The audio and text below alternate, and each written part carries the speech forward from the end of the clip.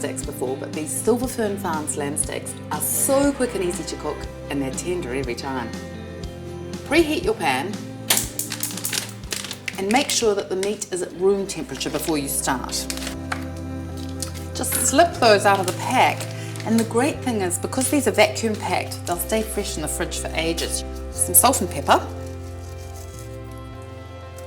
You know, you can just see there's not a skerrick of fat on there, it's just pure protein.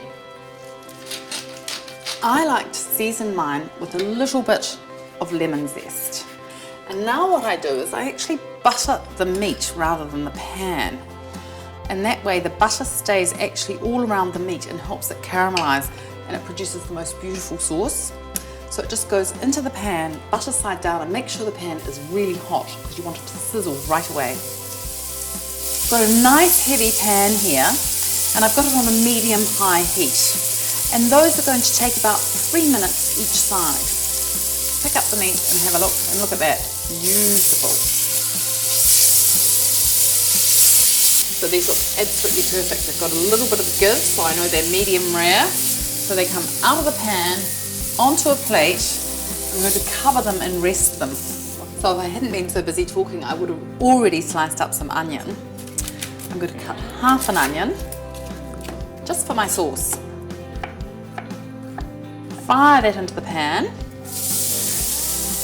I'm going to add just about another teaspoon of butter. So my onion's nice and soft. In goes my roasted pepper. Then about a tablespoon of pomegranate molasses. This is such a great ingredient, but if you didn't have it, you could use balsamic vinegar. And then I add 3/4 of a cup of wine. Now I'm just going to let that simmer away. A nice little sprinkling of thyme, and just cook it until it's reduced by half. That's going to take about 2 or 3 minutes. I so wish you were here. It just smells and tastes amazing. Now my meat is beautifully rested, and look at all that juice. Pop it into the sauce because there's so much flavour there.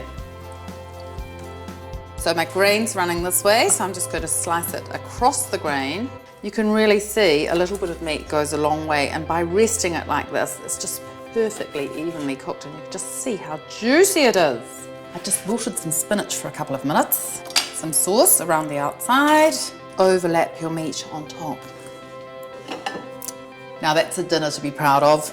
Dinner for two with beautiful lamb steaks.